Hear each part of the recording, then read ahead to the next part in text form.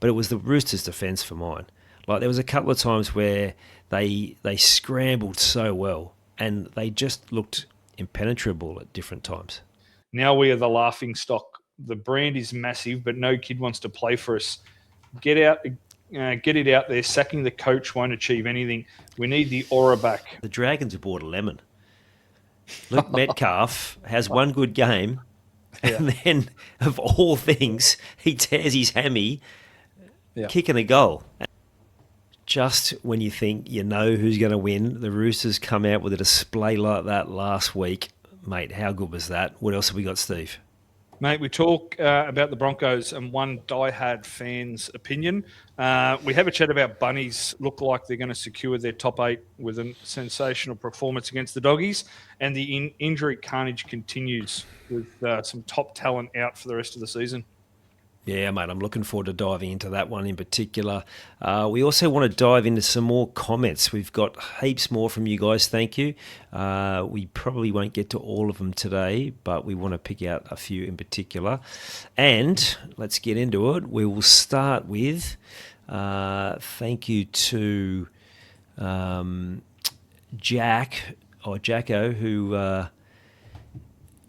we got the wrong Warriors game. The Michael Witt try was 2008 when they finished 8th. So thank you. Apologies, like we were talking about before we hit record. We're lucky if we can remember what happened yesterday, let alone something that happened back then. But that's why we need that feedback from you guys. 2011, a young rookie, Sean Johnson, turned Cronk and Proctor inside out to put Lewis Brown over for the winning try in the 2011 prelim final. Oh, yeah. And what a game Johnson had in the grand final. That was Johnson versus a very young Cherry Evans in that 2011 grand final. It was a belter. And he also says the World Cup squads are going to be interesting, but I think the Kiwi pack will be hard to get over. Mate, I think you are right. More from Rugby League history. PVL's trying to copy the FIFA World Cup with the fourth playoff. It's a game that nobody wants to play in the World Cup, so why would it be any better in NRL? Yeah, absolutely. Daft as a brush, he says. Fantastic. Agreed. And we've got not chafe related, great handle. One of my favourite potties, fellas. Love the deep analysis of each club. Well done. We haven't done the analysis of the clubs for a while. We appreciate that, mate. There was some crackers too. First time viewing of channel, loved it. I'm a Warriors fan. That's good. Thanks, Show Up 581. We'll like that because we might need that to defend ourselves every now and then. Brenton Hope, who, thank you, Brenton, you contributed so much to the podcast over the last couple of weeks. He's talking about Luke Metcalf. We have to mention this, even though unfortunately he's got injured. Luke's ceiling is much higher and can be the difference this season. Unfortunately, it's not going to go that way. The Warriors did not play for 80 minutes. They need to improve there. Nathan Cleary nearly exposed him in the last 20 minutes. He got that spot on, and that should be a warning shot that they need to play for the full 80. If they can improve, they can make and win the GF. Yeah, 100% agree with that one, Brenton. Well said, mate. And I like this one. Oh, this is Brenton as well. Have the Broncos leaned too much on having Haas so that the rest of the team aren't doing their job? I actually think he might have got onto something pretty good there, mate. What do you think? Yeah, we've spoken about it a few times now. It's very interesting to see how the Bronx are going to handle things without him, because I think he's smack bang on there around just everything that, you know, the reliance on him is so huge. He plays monster minutes. We've mentioned Carrigan a few times in the past. A lot easier taking the hit up after Payne Haas than it is having to take the first one. So I couldn't agree more with the comments, and I think it's no rocket science to say they're going to struggle without the best forward in the game, and some would argue damn near the best player in the game for next season. But yeah, I don't think they truly realise the impact it's going to have on the team. Even the culture, they talk about what happened this pre-season around the army camp, and some of the players just did not put in, and apparently he just led everything, and he was absolutely phenomenal. So I think he's going to leave a huge a huge hole in them. And I think you're going to see that off the park as well. We talk about the Broncos in a little bit, and one of the comments that we've got from a listener who's a pretty diehard fan, it spells all of that, just the commitment and the ownership, and the players, the fans just aren't seeing it, and he's one that they can always count on. So I think they're going to leave a huge hole, mate. So I couldn't agree with the comment more. Yeah, absolutely. And we'll come back to a bit of Broncos talk a bit later, as you said. Yeah. There was just one more I wanted to mention. This guy suggesting that the Warriors lock him in for favouritism. He's looking at the win-loss record. The losing stats for the 6 games that they've lost, they completed 15 of 23. That's on average. Whereas the completion rate is now the highest in the competition, and they're the most disciplined team. Isn't that a statement heading to the finals? Two-hoot or two-hoot, maybe? I don't know. Yeah, you're spot on, mate. That is a great point. And just one more. The new stadium in Christchurch will become the best venue in the NRL if the Orcas get the spot. I was dyed-in-the-wool Manly, or maybe I read that last week, dyed-in-the-wool Manly fans of the Warriors emerged. I think Southern supporters of league will support a locally based team. Yep. Spot on. All right, let's get to the cracking game from Thursday night. We were talking about it just before we hit record. That was unbelievable defence from the Roosters. Now, granted, the Panthers still adapting to life without Isaah Yeo. I thought Lindsay Smith did an admirable job of trying to replicate him, playing at 13. He probably didn't play as big a minutes as Yeo. It was a little bit clunky at times. There was a few times where his service to Cleary wasn't probably up to the standard of Yeo, but for a first game, there's still plenty to like there. But it was the Roosters' defence for mine. Like, there was a couple of times where they scrambled so well, and they just looked impenetrable at different times. Yeah, it was something that we hadn't seen all year for mine. There's been some really impressive defensive performances. Obviously, the Panthers and the Warriors are clearly the best in the for and against column in that department. But as far as a one-off game, they were simply outstanding. It's truly as simple as that. While their tackle effectiveness wasn't much higher than the Panthers, they just kept showing up. It was a very impressive performance, mate. Penrith had a lot of ball inside the Roosters 20. They just bombarded them wave after wave. And sure, they were missing Yeo. We all know that. We were all expecting that. But the Penrith threw plenty at them. Their error rate wasn't great, admittedly, but they threw everything they had at them. And the Roosters just kept turning up. So, mate, absolutely hats off to them. If they defend like that throughout the semi-final series, it's going to be one hell of a team that's going to knock them over and get through them, mate. So, yeah, very, very impressed with their defence. Absolutely. Now, we've talked about this guy a lot during the year. We talked about him in Origin last year, but Robert Toya, he just seems to get better every week, doesn't he? He's just an absolute beast. Yeah, he's just got talent to burn, mate. And at 22, are you fair dinkum? It's just mind-boggling. So he's one that's just going to continue, especially in the Rooster system, right? He's just going to continue to learn, continue to get better. 6 foot, 100 kilos at 22. Already have played Origin. He's just going to be primed for a huge final series, mate. A lot of those Roosters players, not only this season, but in seasons gone by, have been exposed to the big games, whether it's been finals or Origin, international football. So they're going to just relish the big game football, mate. So for them to defend the way they did against Penrith, and certainly Penrith didn't give it to them. They go through everything they had. Was a really special. It was a big statement for mine, the way they played and the way they defended more so than anything. It was a huge statement to the rest of the competition. And they did it without James Tedesco. So tell me, how long before a team starts coming for Cody Ramsey? Because he is electric. Every time he touches the ball, he's so quick, and he seems to create something every time he touches the ball. Yeah, 156 metres, 53 kick return metres, 17 runs. He's always had a huge work ethic when he was at St George's, a young fella coming through. Just really hard worker with the ability and the pace and the agility. So I think you're right, mate. I think he's a first grade standard, especially obviously 18 teams next year, 19 the year after. Well, for me, I'd be hard-pressed finding 19 fullbacks that are better than him. So, for me, he's first-grade quality, mate. So, I'm not sure they'll certainly have a plan in place for post-Tedesco, the Roosters. They don't muck around with their planning. But whether it's at the Roosters or somewhere else, he certainly proved himself. And so good for him, mate. As a Dragons fan, I'm so glad that he's found a club and he's found somewhere to show his wares, because he's been super impressive for them. He has.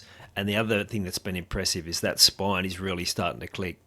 Robson, Walker, DCE, Cherry Evans turned back the clock, 2 tries. He spotted the moment, he took the moment, and big games are all about moments. And he is a player that has done that at Origin. He's done it for Australia. He's done it in big games for many years, and now with an opportunity behind a pack that will dominate most games, it's really set up for him to go to the next level. And it's funny, I know we've mentioned this a few times in recent weeks. We were talking about Panthers and then Daylight second, whereas now it looks like the Warriors and the Roosters are the 2 teams to beat. And if those 2 do happen to meet in the grand final, which would be a replay of the 2002 decider, which was a belter, that would be one hell of a game. It would be, mate. It'd certainly be one to bring back the memories. Look, for me, the big story out of the whole weekend was the top 3 pulling away from the others. Obviously, the Sharks' performance wasn't great. The Dolphins was pretty impressive, against a weaker side. But the Roosters, Panthers, Warriors have all played each other over the last couple of weeks. And the standard of the game, when you watch that and then watch another game in that round, it's just daylight for mine, mate. So for me, that's the overwhelming story, is these 3 teams now have pulled away.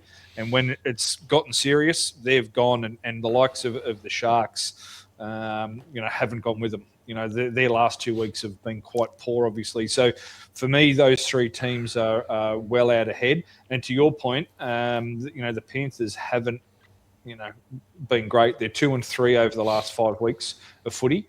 They don't have a tremendously hard run in. So I think this will give them a little bit of time to get going without Yeo. So certainly don't count them out. But for me, at the moment, I got the Roosters and the Warriors ahead of them in the pecking order, mate. Yeah, I tend to agree. If you look at the stats from that game, it's all pretty even. So there wasn't a lot in it. There are certain elements with it the Panthers still were dominant. I think it just comes down to moments, and which is exciting, because I'm not sure. We've talked about how close the comps become, but then there's always a bit of a breakout team or 2. Whereas to have 3 teams now that are that tight, there's no standout. Mate, there should be some great games, and you just don't know what's going to happen with those bottom 5 teams. The Knights will not go away. They keep showing plenty of promise. You've got the Dolphins on the rise.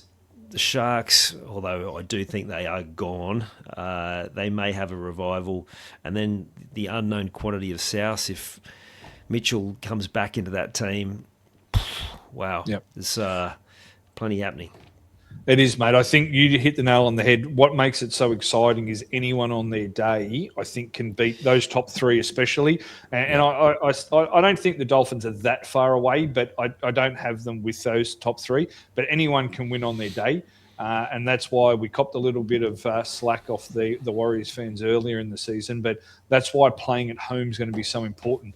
Obviously, Sydney versus the Roosters versus the Panthers isn't going to be that big a deal. It'll be in Sydney at a neutral ground. But for the Warriors to play over in New Zealand, the Dolphins to play up here in Brisbane, it's just a huge advantage for them, right? All of those teams are really highly supported. They're going to be full houses. So the home ground advantage is going to be absolutely vital. But to your point, any team's going to be able to win on the day. If the semi-finals were tomorrow and the teams are going in fit and healthy as they are today, then it's up for grabs. So I hope we don't get any more injuries. I know we're about to talk about them soon, and they just keep coming, the star players. But it's bloody exciting, mate. And right now, any one of those three teams for mine can win it.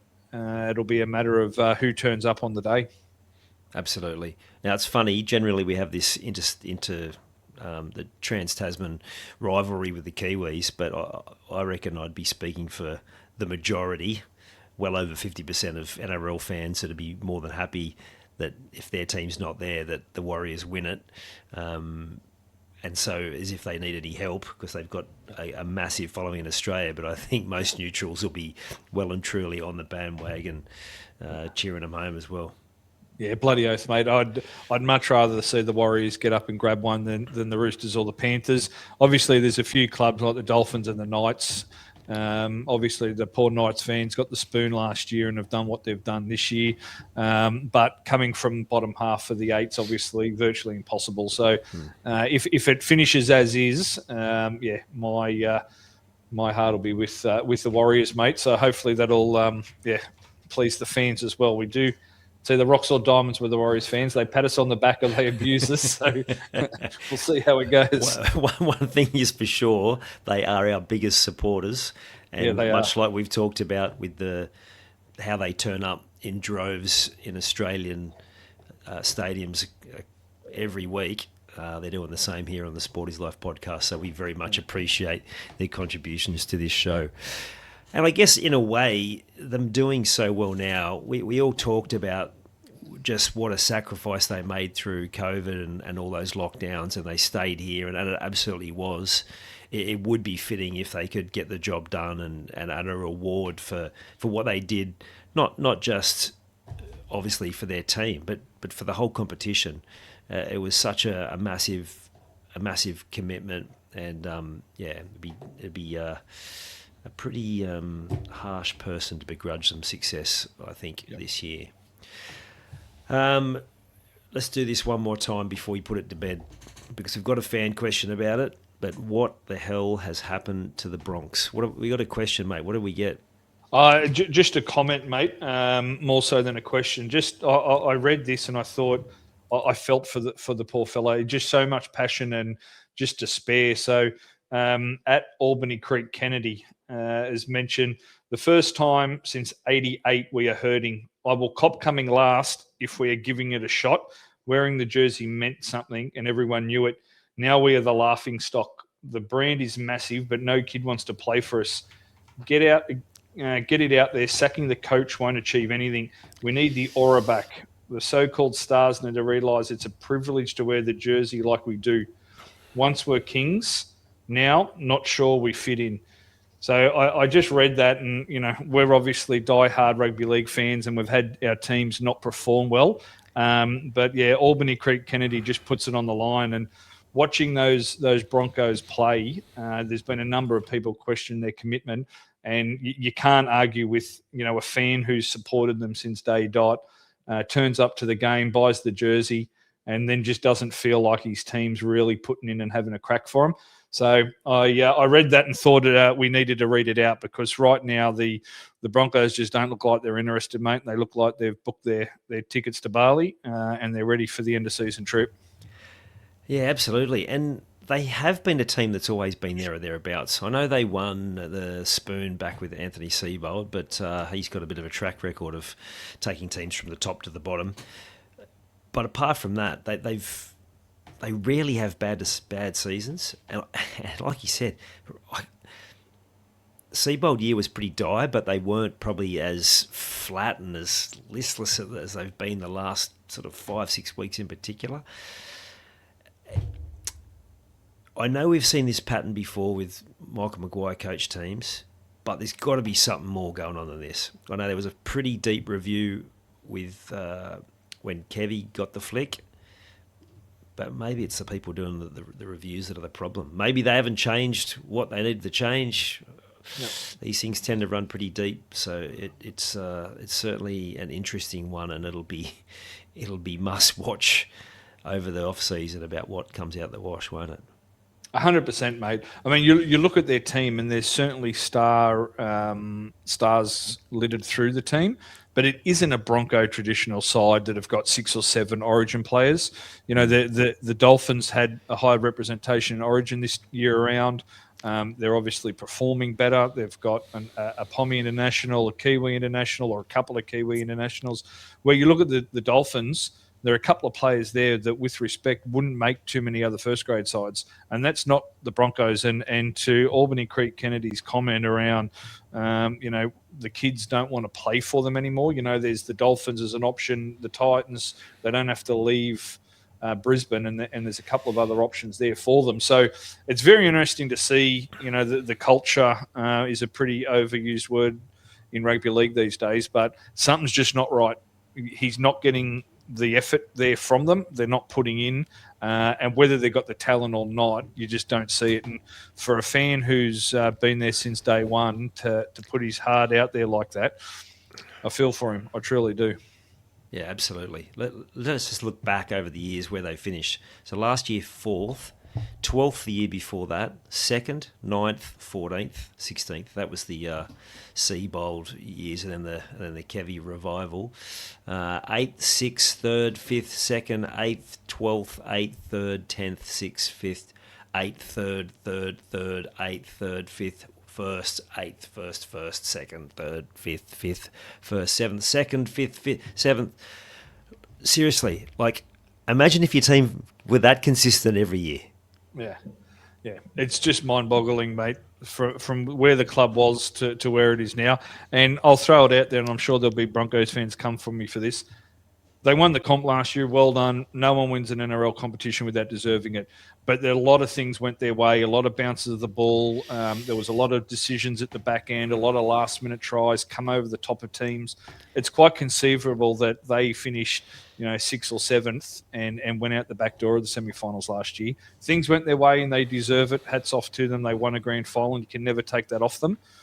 But it wasn't like they were dominant throughout the whole season and everyone just had a lock that the Broncos were going to win, right? They just trailed along and put in, on the back of Reece Walsh, put in a performance at the back end of the season that got them over the line. So this could have been even a worse conversation, because I think if they hadn't have won the comp last year, they wouldn't have had, the points up their sleeve to use. But this off-season is going to be very interesting, because if what we get fed in, as fans around the Broncos not wanting to train hard, going to army camps, and, Haas is the only one putting in that, Maguire goes and pushes them too hard during the preseason, he's going to lose them even further. Or, does he run the risk of that? There's a lot of unanswered questions, and the media will be even, they'll be looking even harder during this preseason, because there's going to be big stories coming out of Red Hill all the way up through till round 1. Yeah, great point. I wonder if last year they massively overachieved, a bit like a Brian Smith team would have done. Like, you think about 92, 93 Dragons, probably, or 92 in particular, finished probably 6, 7, 8 places higher than they would have with most teams. I know the para teams of the late 90s were the same. They didn't have a massive amount of star quality, but he got everything out of some of those players. The 2005 Eels was much the same. Like, he used halfbacks like John Simon. In the late 90s, he had David Penner. Like, we're not talking about superstars by any stretch. And he just found a way. You think of some of those guys in that Dragons team, you'll be able to recall them better than I will. But Chook Heron comes to mind. Chook Heron. But I mean, so that those workman-like forwards they had. It's a very similar look now as we look at what they've produced in the seasons prior to that and since then. Maybe some of those guys aren't as good as we thought they were. Yeah, it's an interesting one. As I say, you use the Dolphins; they're their closest competitor geographically. If you line them up 1 to 13, every man and their dog's taking the Dolphins every day of the week. So the recruitment hasn't been where it needed to be, and then the performance, whether there's a connection between Maguire and them, whether they've gone and picked the wrong type of player. There's the talk of, the Storm, the Warriors, Penrith, that the type of player and the type of man is as more as important as the talent on the field. So whatever the breakdown is, the Broncos need to fix it and fix it really quickly, because if they have another season where they don't make the top 8, the pitchforks will be out, mate. And the Dolphins, as far as the club, as far as the fan base, they're growing rapidly. And if you've got a young fella at the moment who's coming up through the grades, you'd want him to go to the Dolphins over the Broncos right now. And as Albany Creek Kennedy says, mate. Yeah, absolutely. I know we talked about this previously, but if you look at the halves for next year, Pezzett, Duffy, Hunt and Mam, it's not like they all have potential, but it's hardly getting you massively excited. Yeah. They've lost Haas, Jensen retires. Some of those other forwards have really fallen off the not fallen off the perch, but they've reduced in their impact. You got Mitch Barnett going there, but he's wrong side of 30. And then just thinking about the sort of players that Maguire likes, he persisted with Corey Pakes at the start of the year when they had so many other talented guys that they could have played 9, but because he obviously loves his work rate and he must follow what Madge is asking him to do, to the point where Blake Moses really not played a lot of football. I know he's been injured, but even now he's like, everyone talked about him being this next superstar, hasn't got a heap of footy. What's his name? Black, the young fella that ended up going to the Raiders. He might feel Kobe like he's Black. Yeah, Kobe Black. He might feel like he's dodged a bullet.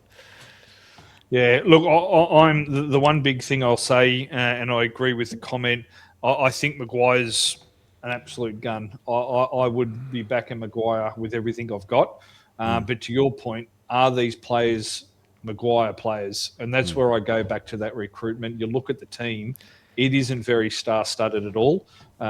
It's not even what you would say a traditional Maguire sort of team.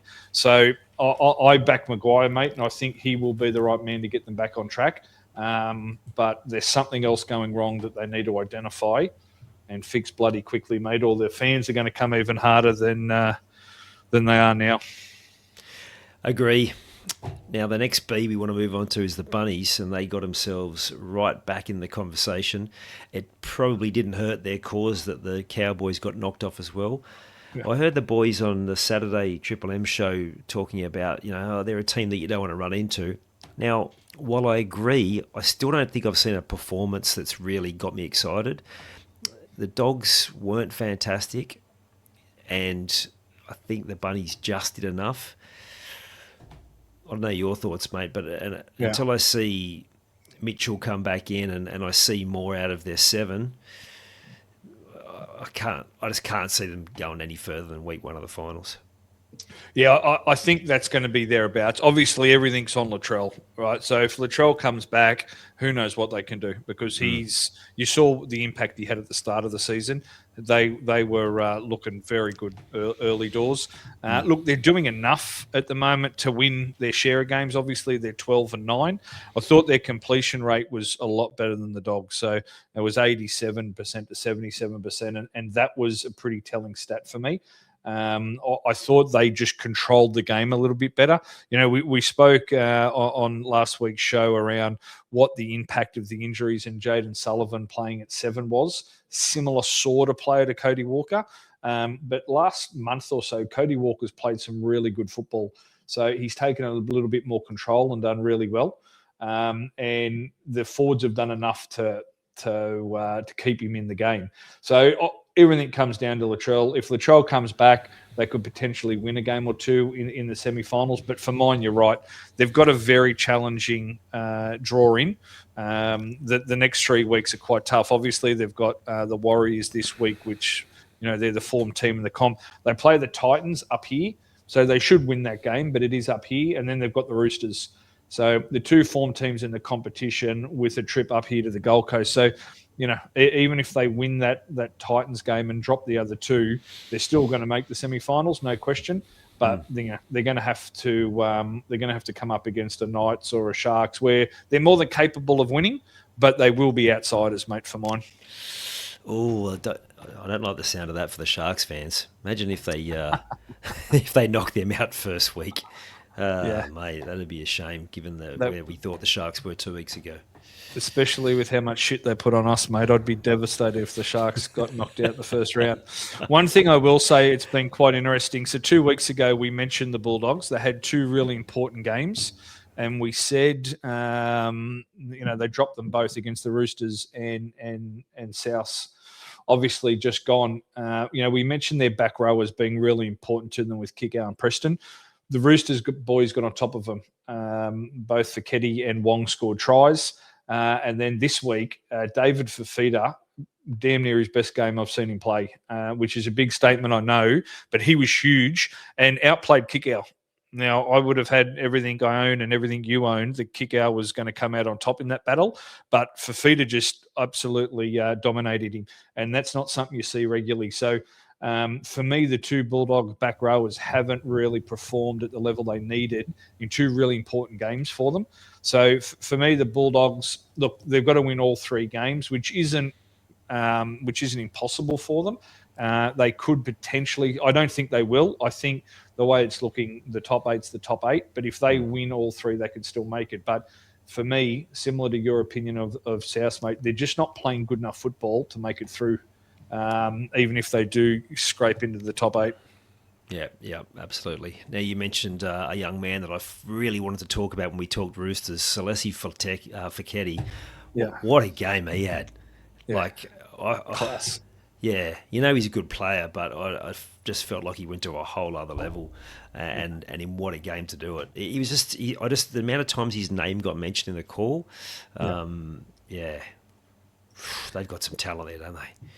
Yeah, they do. He's one of those players that the more first grade he plays, he's just going to keep getting better and better and better. It's almost like he's gone, oh shit, I am up to this. I can play at this level. Five tackle breaks in a game against the Panthers. Like, come on. And to that point, Wong had 5 as well, mate. And they've had 2 really important games, and they've had 2 really, really impressive performances, Wong and Fekete. But yeah, the Fekete, he's got a big future ahead of him, mate. He really does. Once again, another one of these young fellas coming through that have just got so much ability, so much size, and once they continue to get some experience, they could literally turn into anything, mate. Players that do things that we haven't seen before. Yeah, and the Roosters did a field trip around the world, the head honchos, and one of the things they found at places like Barcelona football is that they have this youth academy, and they did this a few years ago, and they've put everything that they can into getting the best young kids from around the country and getting them into their system, and we're starting to see the fruits of the labour there, and that is a scary prospect for the rest of their competition. So, yeah.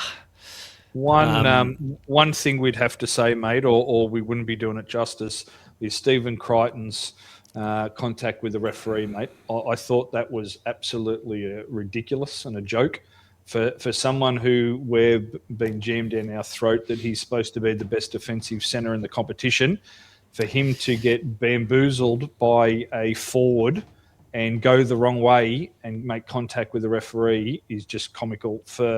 For him to think that we're fools, first off, and then for the NRL not to suspend him for it and put ownership of the blame at the referee's feet is just a joke.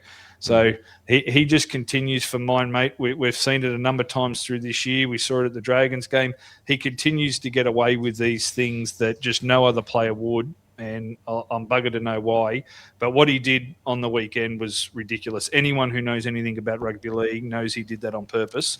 He went the wrong way for supposedly the best defensive centre in the comp. Not on, mate. Absolutely not on.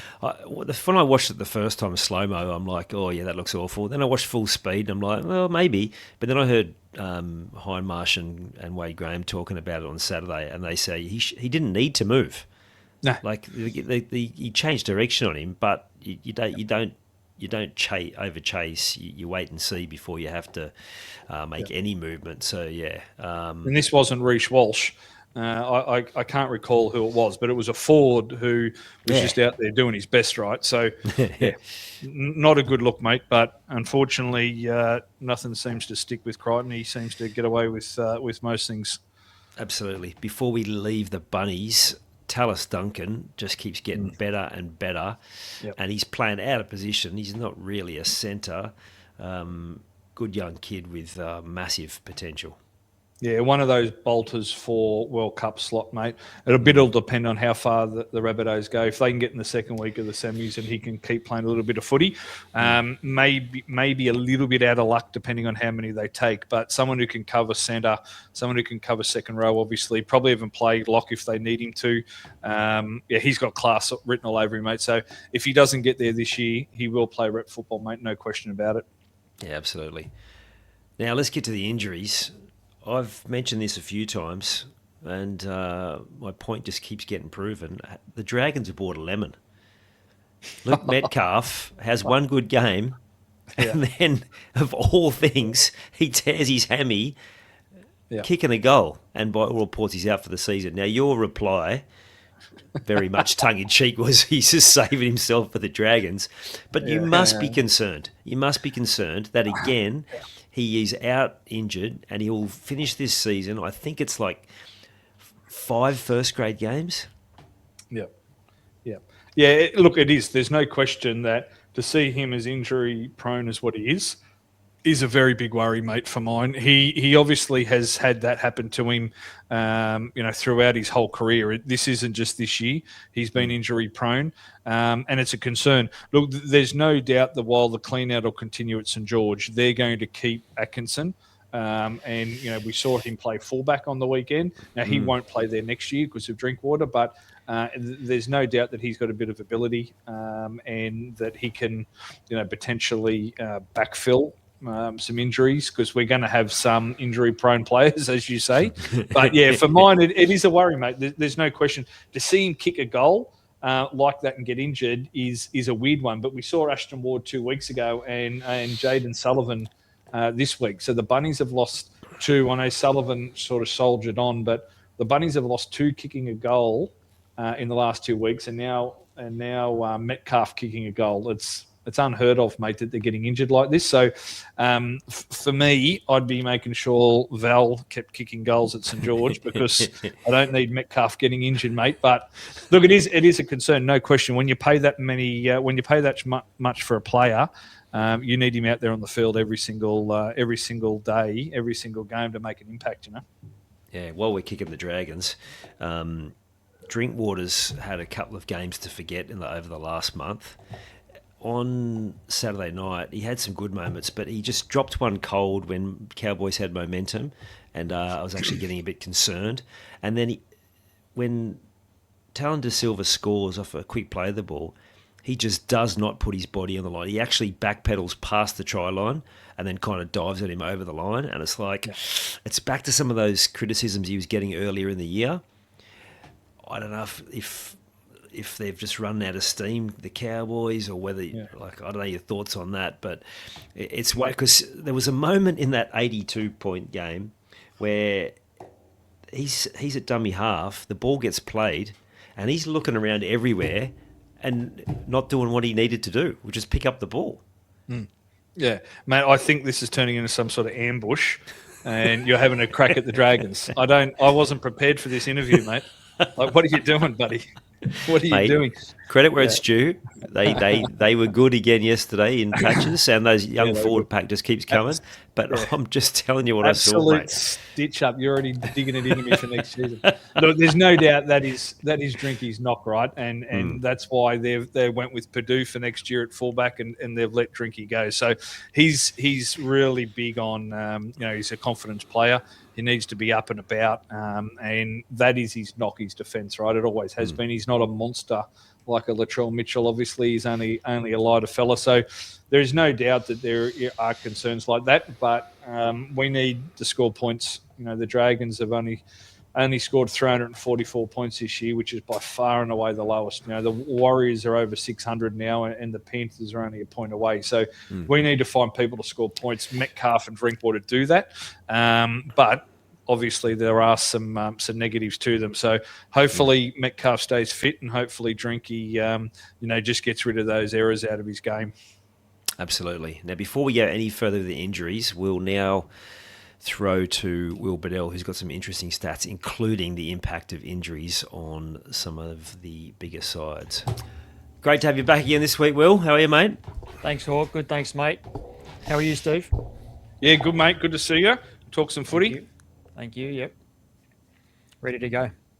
All right, where are we starting this week, mate?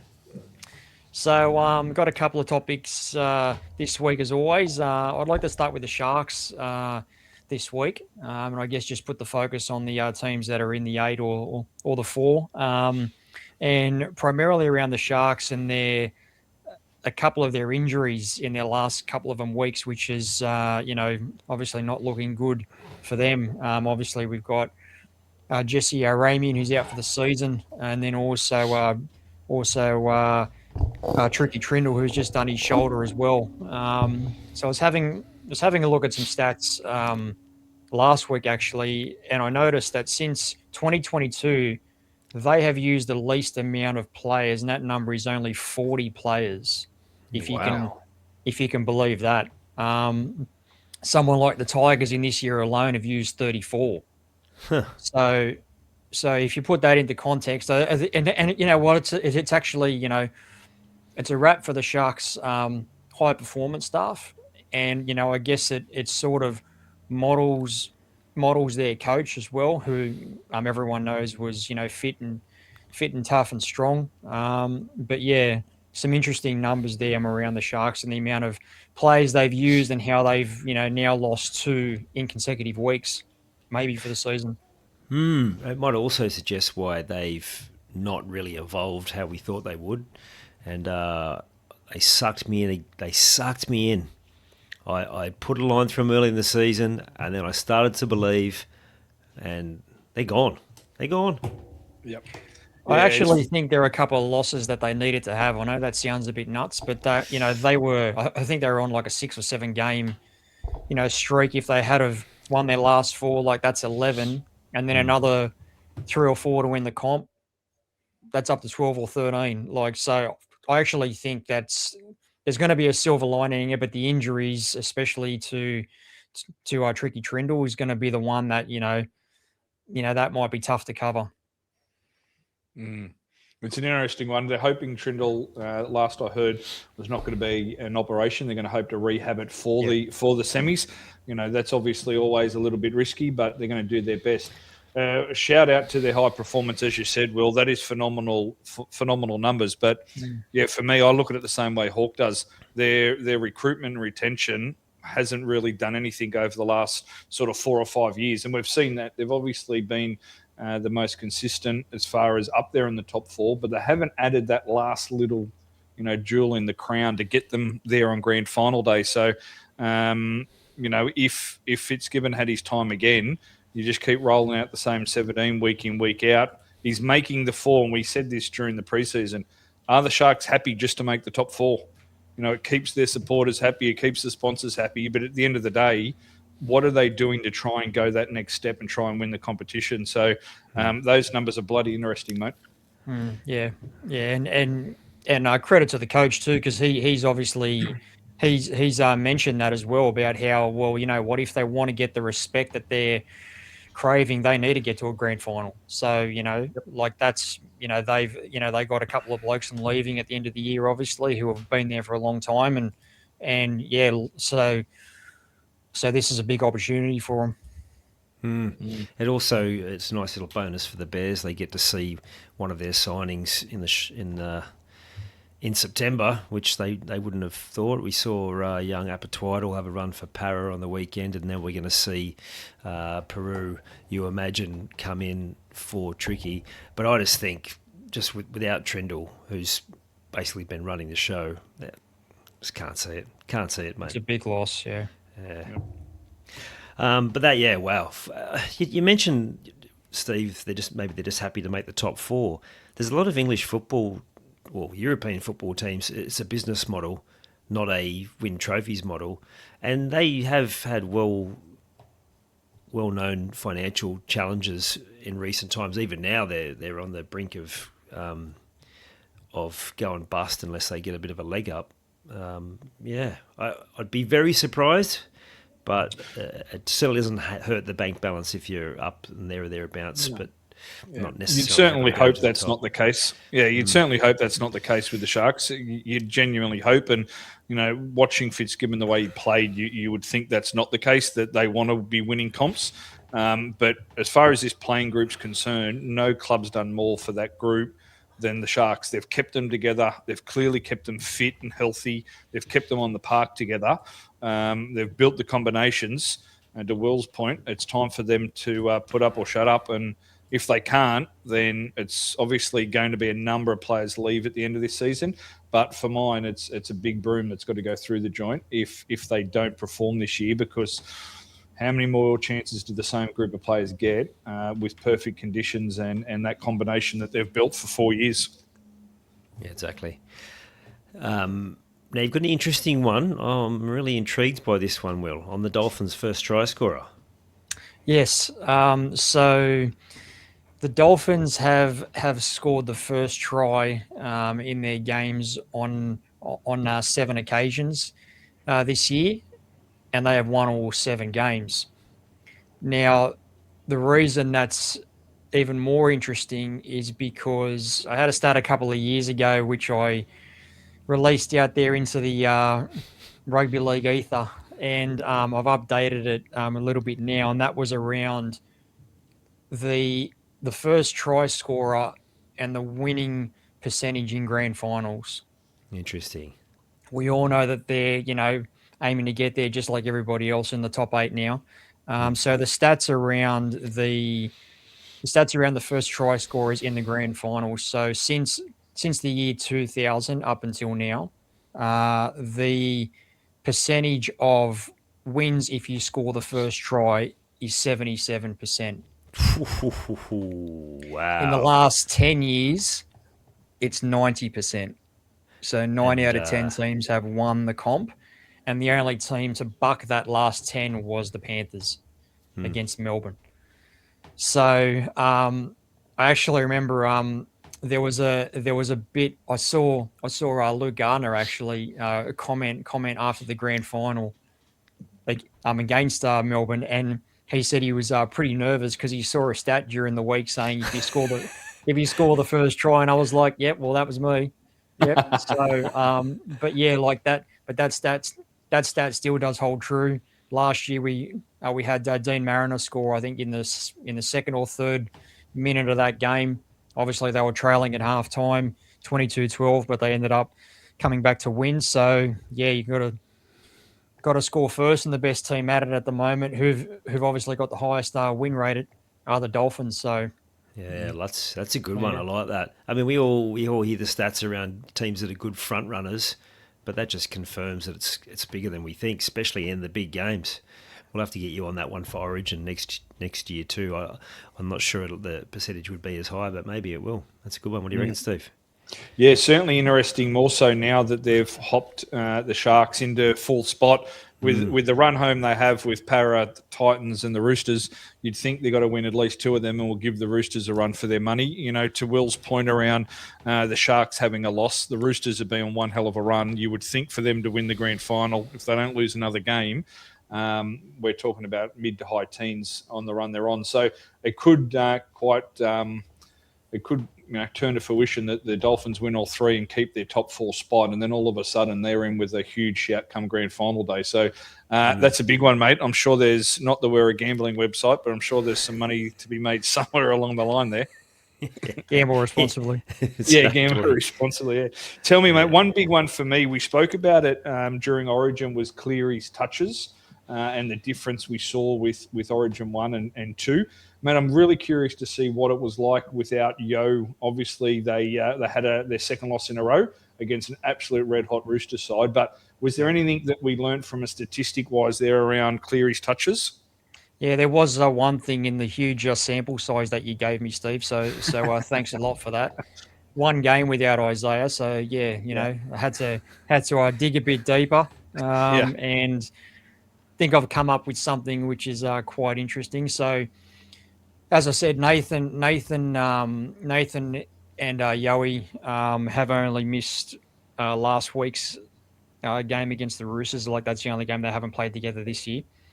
And so Nathan touched the ball last week 84 times. Wow. Now, that's his highest of the year, unsurprisingly. His equal highest. His average is 63 touches per game. Wow. For the season. So that definitely shows you that he's certainly touching the ball well. He's going to be playing more on ball, until Yowie comes back, or until I heard Nathan after the game actually talk about the amount of reps that Lindsay Smith had, not only last week for the Roosters game, but the week before against the Warriors as they were traveling overseas. They haven't trained a lot in the past couple of weeks. So their reps are down, and I think you've seen that in the past couple of weeks as well. So that sort of gives me the confidence that they feel like they're confident enough to actually turn that around with a full training week ahead of them. Very interesting, that one, mate. I certainly don't think, we've spoken about it each week. They haven't been embarrassed against an absolute red-hot Warriors side at home on Indigenous round. They were just absolutely pumped and ready to go. And then that game against the Roosters, and I know we've already spoken about it, so I won't go into it again. But that game with the Roosters, their defence was something I haven't seen all season. So I don't think the Penrith have fallen apart. But to your point, I think those two games were really big for them. So now they can get back on the training paddock. They play three teams that aren't in the top 8. So they can really get their reps in about what this team's going to look like without Yeo. And, rough math, it's a 30% increase thereabouts on his possessions for Cleary. So there's no doubt the more he touches the ball, the more threadier they're going to be, and a better chance they're going to win the game. So really interesting there, mate. And to that point there that you make, Steve, as well, like the more he touches the ball, the more they're in the game. This is where the extra little nugget actually came up, and that was Nathan's carried the ball 20 times, so he's engaged the line 20 times or more this year on 4 occasions. On 3 of them, they have won. Yeah. The only loss was against the Roosters, where he had 21 carries. Yeah. So he was, he certainly didn't die trying, that's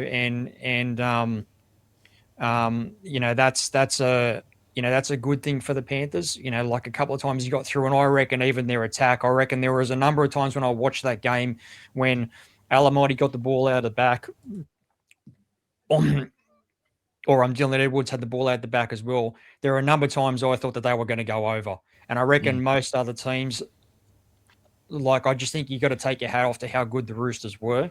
It was probably their best defensive effort for maybe a couple of years. Like, they were outstanding.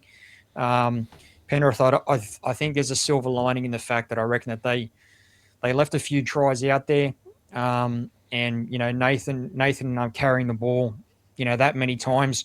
Conversely, in the 4 losses this year that he's had, his average runs per game have been 8.5.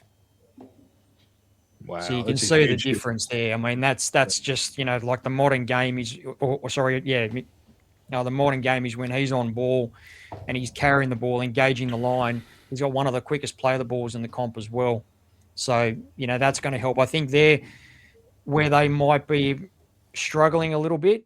And I think this is going to be I think Ivan's already made the big call. Whether he continues it or not, I don't know. But I think they've got to decide who's going to be their 6 for the rest of the year.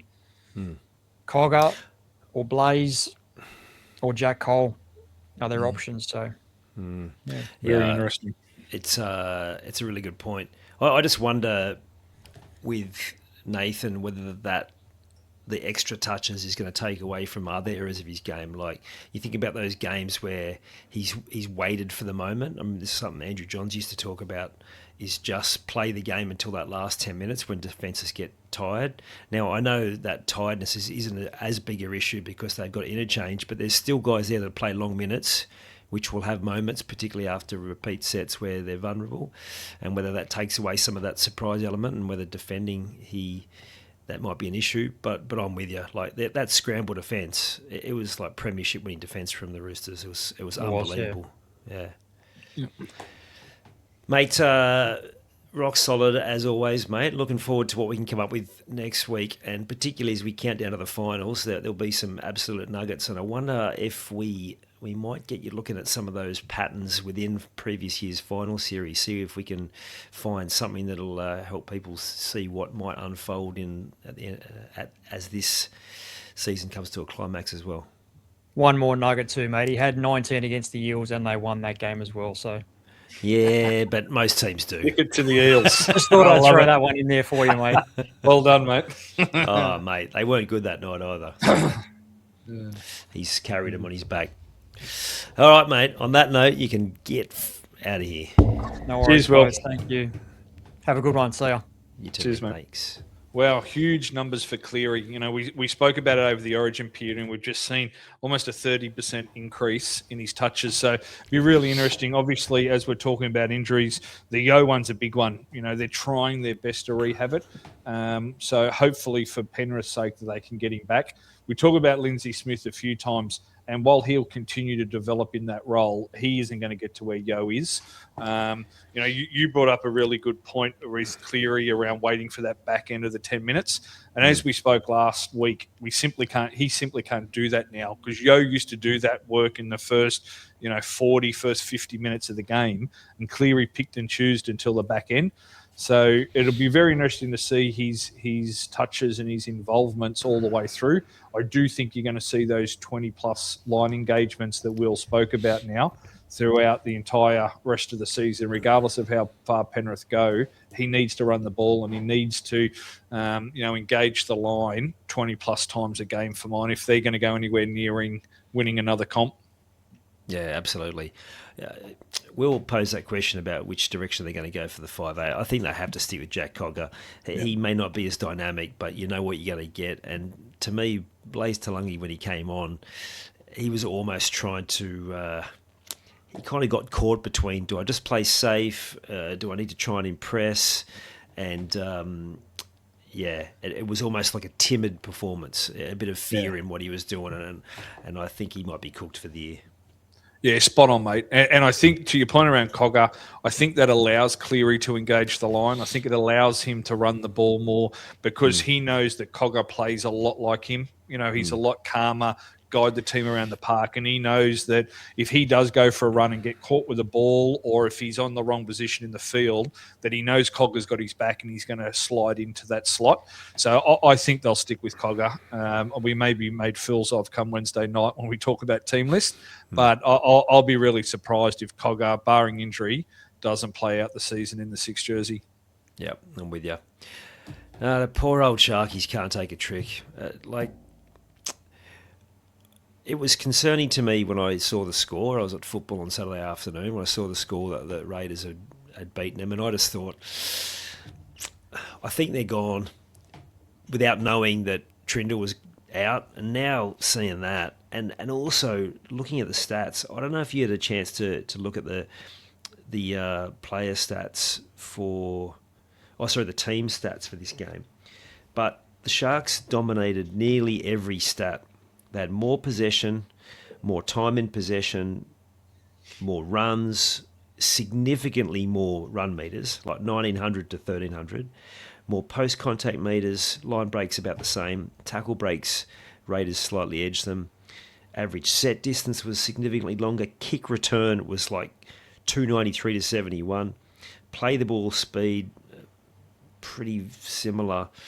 More offloads, more passes, more dummies, more just everywhere really, except there was a couple of key stats, and that was more missed tackles, and but even the ineffective tackles they dominated. So more missed tackles. So what it's saying really, okay, Raiders had heaps more penalties. I'll give them that.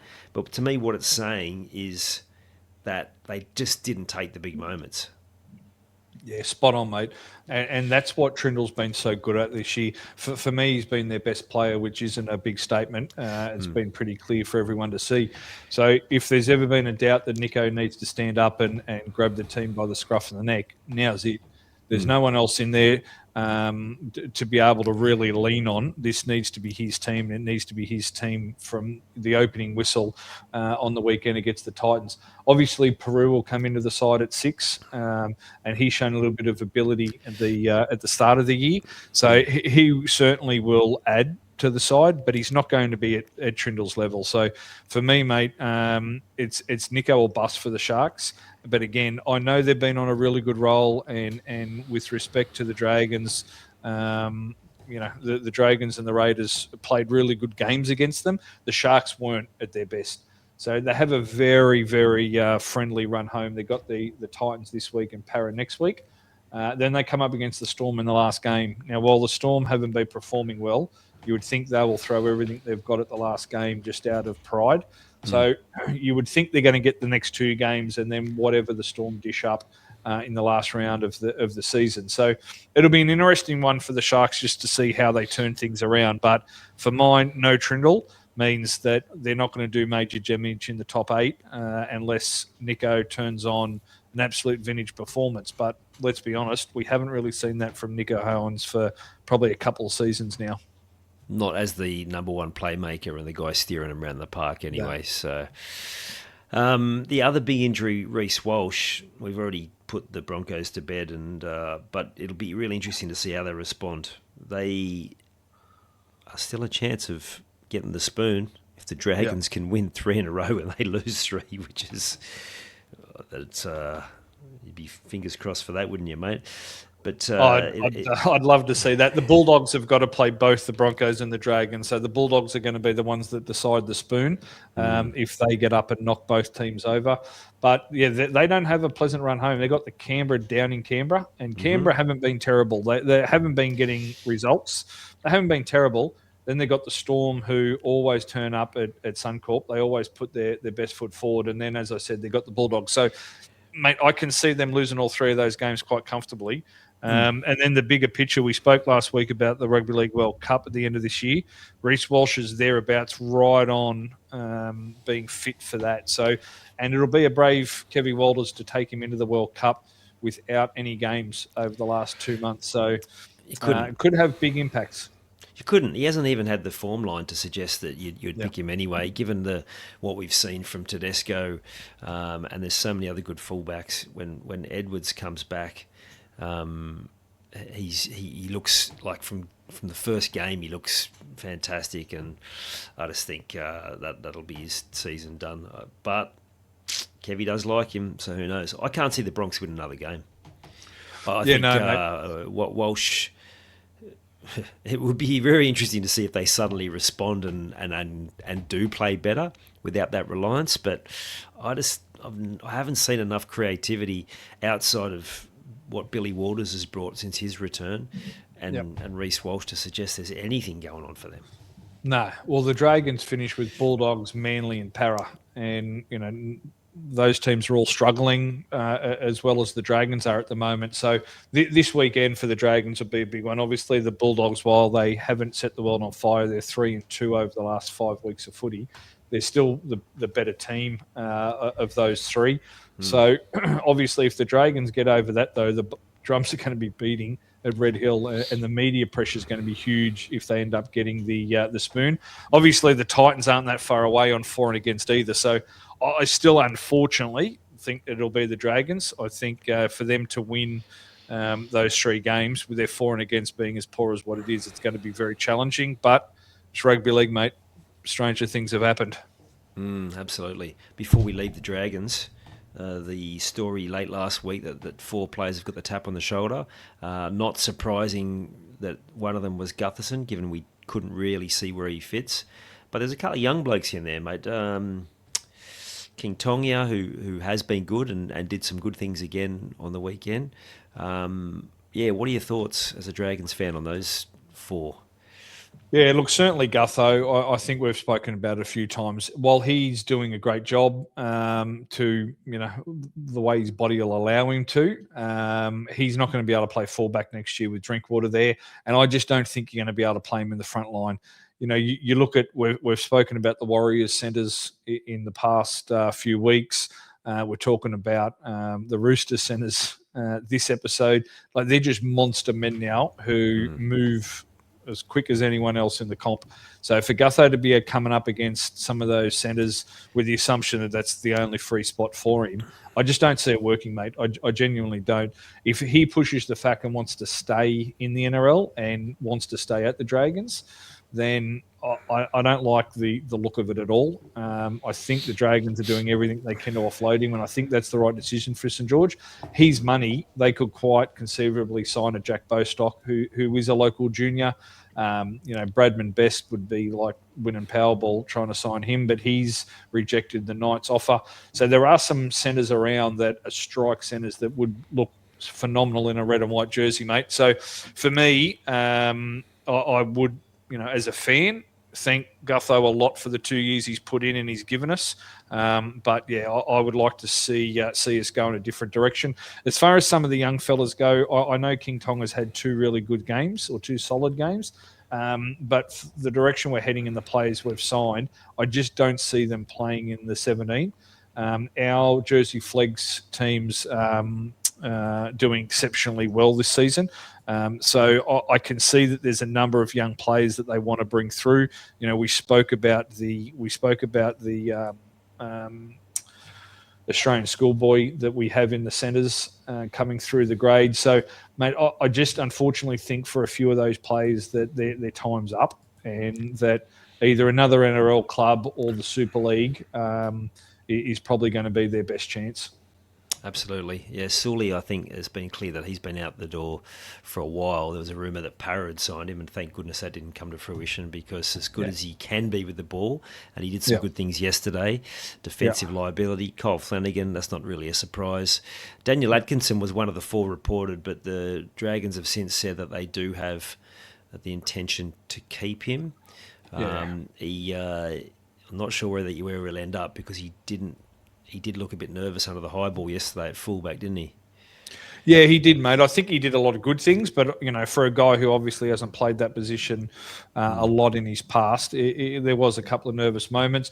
I think he's a good option to have there as that backup player. You speak about Metcalf's injury, Drinkwater. He can cover almost 1 to 7 and at a pinch, not that he would needed to, could probably play in the middle for a little while as well. So I think he'll stay. But to our point earlier with Gutho, Sully's the same. There's 2 guys on there, big money. Val's another one that we haven't got the value out of this year. There's 3 guys there on big money that we could sell 3 and get 2 strike centres. As I said, the Jersey Flegs leading the comp at the moment, and looking like they've got some quality kids coming through. So, I don't think St George are going to be good enough to be able to offload all 4 of them, but I don't think there'd be too many fans standing in the way, mate. If we did, I think they'd be pretty happy about it. Just not sure who's going to come for him. That's the only concern. That's spot on, mate. That 100%. That's why I don't think they'll be able to. They might be able to get rid of 1 or 2, might be able to move a few onto the Super League, but to get rid of all 4, I think is going to be, I think that'd be asking too much, unfortunately. Yeah. Blake Laurie also, and Luciano Leilua were the other 2 that had been mentioned previously. Good to free up some cash, but you're not. There's nothing spectacular about either of those releases, if that is the direction that they go. Now, I haven't got this in front of me, mate, but how did we go with our tips last week? Mate, me neither, truth be told. You looked that up. You looked that up. Well, I dive into the 2 main games we wanted to focus on. Poor old Fosball. It's in a massive hole, and it doesn't look like an easy way out. The Dolphins as we talked about earlier in the show, they are starting to rise, and some of those, like you said before, more comparing to the Broncos, they've got strike power all across the pitch. While 22-0 doesn't, like it's not like they've completely blown them out of the water. It was just the sort of performance that says that they've gone to the next level, workmanlike, get the job done, heading in the right direction for sure. Yeah, spot on, mate. For me, the defence, obviously, they held Manly to 0, mate. So that was the big one. So, they were one of the best defensive teams in the comp before Origin, and they leaked a number of points over the Origin period, which you'd expect considering they had up to 7 players out at a time. But to get that back was a big deal for the Dolphins. And, obviously, they're in 4th spot now outright. It's their spot to lose. So they continue in. They've got the Eels this week, which... the Eels are coming off a victory, so they'll be up and about and hoping to get it. But for me, they've just got that little bit too much class in the backs. They've got a lot of class in the backs, and those forwards just do a bloody good job. I thought Donahue being out affected them at certain parts of the game. Truth be told, I thought they just missed a little bit of punch in the middle. So they'll be sweating on getting him back as soon as they possibly can. But they were far too good, mate, for Manly. And Manly's little blimp in the season where they put together 4 or 5 wins, unfortunately, has been the only bright note of the entire season, mate. They're in as big a hole as what they were at the start of the season. I think they just foreign sprinkled some magic dust at the right time and just got those few wins just to get them off the bottom of the ladder, mate. Very interesting if you compare the trajectory of the two sides that changed their coaches earliest in the season. And, the talk was, well, Dragons can't get that same sort of sugar hit if they sack their coach. But what we have seen is that while the Seagulls had that sugar hit, they've now having the come down, whereas the Dragons, you could see them building. Each week since Young got put in place, you can see them getting better and better and better. Now they're starting to win games. They're starting to be competitive in every game. They've got some very winnable games, like you said. Maybe not enough to get them away from the spoon, but it's certainly putting them in the right place for next year. Whereas Manly, there isn't a Dragons fan out there who wouldn't be happy with the trajectory we're on and the future. Where if you're a Manly fan, I'm not quite sure what we're looking forward to. Yeah, spot on, mate. Spot on. Yep. One good thing for the Eagles is that Joey Walsh. Yeah, he's learning a lot about the having to defend in the NRL. He's been found out a few times, but he'll be learning many valuable lessons. The other game we wanted to talk about was the Sharks and the Raiders, and we've touched on this already, but for the poor old Raiders, are they suffering from that start of the year when the game got played differently? They didn't learn their lessons. They were ill-disciplined, making lots of mistakes, giving away a heap of penalties. You just wonder what could have been for them. Yeah, 100%, mate. You also take into consideration the hangover from last season. I don't think that's been spoken about enough. I think, you look back at a number of their semi-final games, especially that Broncos game. They thought they'd won the game 2 or 3 times, the poor fellas. And they're a real young team. We spoke about that spine, Owen Paddy, Ethan Strange, Ethan Sanders, KO Weeks. They got talent and oozes with talent. So for them to be so young, to come off that hangover, they haven't performed to where they would like to have performed. But I don't think they're as far away from everything as the ladder suggests and their performance. I think you're going to see the Raiders bounce back big next year. Obviously, Corey Horsburgh will be gone, and so will Josh Papali'i. So obviously, he will be a monster loss, right? He's been their spiritual leader for a number of years. So he will be a huge loss for them. But if they can add a little bit of punch up front, I think they'll be back in full force next year. I wouldn't say they're going to be premiership favourites, but I certainly think you're going to see a different Raiders team next year. Just one that's learned a lot of lessons and have taken a few bumps and bruises for these young players. Yeah, 100%. Sanders, Strange, Owen Paddy, the fullback whose name escapes me. Weeks. Yeah, Weeks. Co Weeks. They got a good young spine there who will be better for having a year together. A lot of their forwards are still going to be there, and I'm with you. I think they'll bounce back. Now, did you get a chance to find those things? I think we actually went all right. Yeah, so we weren't. We didn't miss with the game of the round. We picked Penrith Roosters, and that was an absolute game of the ages, mate. That was semi-final intensity. I'm pretty sure we said don't be shocked if the Roosters get that one. The biggest impact on the finals, we probably should have lobbed on the Cowboys game because them losing had a big impact. But we lobbed on the Bulldogs and the Rabbitohs, and we weren't far off. The Rabbitohs winning that have just about locked up a top 8 spot, and that means the Bulldogs have got to win all 3 now. So we were there, and then the lock of the week was the Knights to beat the Titans, mate. So a lot closer than I would have thought. The Titans certainly put up. They come back towards the back end of the game when I think the Knights had put the cue in the rack, but the Knights were very good in that game. Performed very strongly. Coming up against Manly this week that we'll talk about on the Wednesday show. But the Knights are going to make sure that they are in that top 8 and doing their best to try and get a home semi-final. Absolutely. And you took the soft option, not going an upset of the week. But I did tell you that the Eels had a good record at home against the Cowboys in recent years. You did. We're going to claim that one, mate. Yeah, we'll claim that one as well. So it's a pretty good run. Pretty good run. Now, I'll tell you who hasn't had a good week. Yes. Jacob Gagan's power rankings. Mate, talk about soft options. Well, this is an interesting one. This is an interesting one, and I knew one that you wanted to take the piss out of, mate. I can't wait for him to get the feedback tomorrow morning when he listens in, mate. He's kept it similar with the Warriors still out ahead, but he's changed. The Roosters have leapfrogged the Panthers into second spot. So on the back of Penrith's 2 losses, they're down to third. He's kept the Finns at 4, but on the back of 2 losses, Cronulla still hold on to 5th spot. So I know you've had a little bit of a dip at him a few times now over the Sharks being in there. So I'm not sure what you want to take this opportunity to give him some feedback, mate. We've seen no power for them for 2 weeks. Seriously.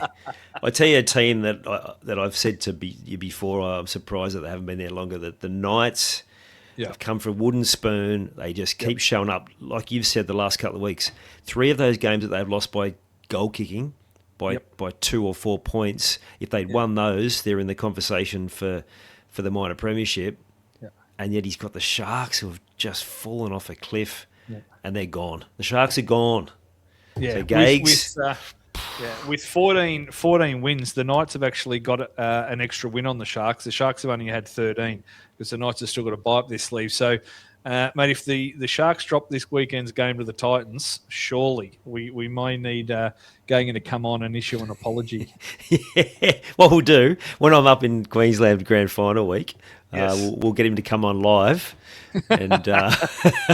have a chat to see how the Sharks season finished off. And we should get him to do a power rankings for like a really early power rankings for the start of 2027 based on the performance at the back end of the year, what the purchases that teams have made and how they finish the end of the year. It'd be really interesting to see where he puts the Sharks, given just based on the turnover that they're going to have as well. Yeah, spot on, mate. They'll certainly have a different looking roster. To Will's point, I think they need it. So this off season could be a big one for the boys at Sutherland Shire. He wanted me. What was he wanted me to apologise a few weeks back? I think it was around the Sharks. So it was. Yeah. Oh, very good. You got to be careful not going the early crow, don't you? Yeah. All right. Looking forward to giving people more rock solid tips on the Wednesday show. Thank you again to our growing loyal listeners, particularly those of you who have been commenting heaps. We really appreciate it. It helps us get the numbers up, which they have been. The reels are still tracking high, and thank you all for listening. Make sure you subscribe. There's still a heap of you watching that aren't subscribed. Make sure you do that. We want to get to the 500 mark, and we'll see you later in the week with the preview show. Thanks, Steve. Cheers Hawk.